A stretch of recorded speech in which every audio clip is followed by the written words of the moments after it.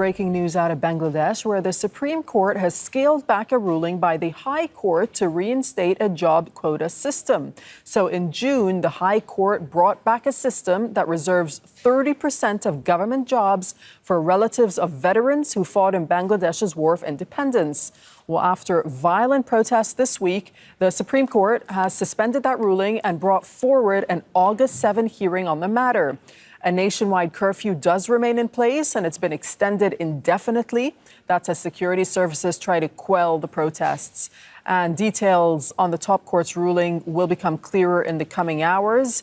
But we know that at least 114 people have been killed so far, thousands injured in a violent crackdown by the police and military. We'll bring in our correspondent, Tanvir Chowdhury, who's joining us from Dhaka to talk us through the Supreme Court's decision and what it means when Bangladesh's top court says that it's scaled back the quotas. Well, essentially, you might as well say it's almost scrapped. Out of 100%, 93% is now open. It's based on merit, like as anybody can participate in any government job. Among the 7%, 5% will go to the family members of the freedom fighters of 1971 Liberation War. That could mean grandchildren, children, or some immediate family member. And 2% is reserved for indigenous people, people physically challenged, and transgender people. So that is the verdict today, basically scaling it down to say that 93% is open to everyone, and out of that 7%, 5% for freedom fighters and 2% for physically challenged indigenous people and transgender. So after 2 weeks of violent protests and everything, finally we have a verdict. Will it come down the population that have been protesting? It's hard to say, because the students have been saying that, look, just the quota abolishment is not only thing right now. There is too much bloodshed. Hundreds of people have been killed and injured all over the country.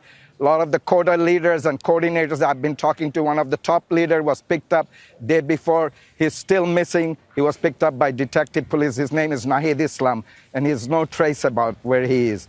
Many politicians were picked up, including the opposition senior top leaders. There's one person called Nurul Haq Nuru, who was a former student leader. He has a party now, Gone Adhikar Forum. He's picked up. He's not missing now. Police say we don't know where he's about.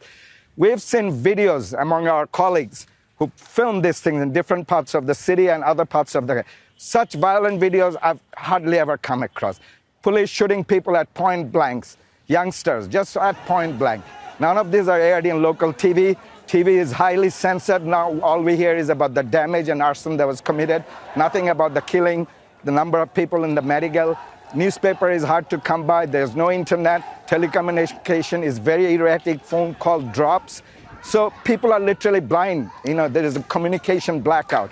And when you talk to people in the street, the anger is not just about quota. It's a pent-up frustration about bad economy, high inflation, soaring food price for the last 2 years. So people actually came out from all walks of life supporting the student.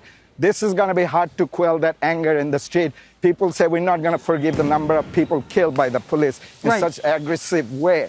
So this is something we have to see how the fallout from all this happens. Yeah, Tanvir, well, obviously, we'll wait to see whether this decision satisfies the protesters. But what do we think this could mean for the security situation in Dhaka in particular, where you are?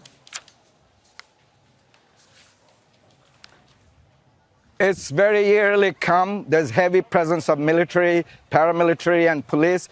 As we speak, there's clashes going on certain parts of the corner of the city in different locations, because we have colleagues in those places and we're getting calls and sharing information, and even other parts of the country, not in the same scale last 2 days. So people are wondering if this is going to actually quell the unrest that's been going on past 1 week. And the heavy-handed tactics the police have used really angered general population. It's not just the student. So the government is kind of feel like a bit insecure, which is why they deployed army, because they couldn't handle the protests anymore. And they wanted the army under civil administration to bring things under control. And the curfew is still on from local time 3 p.m. to 5 p.m. There'll be 2 hours break and still on for indefinite periods. The government declared 2 days general holiday, today, Sunday, and tomorrow, Monday. For whatever reason, we don't know that.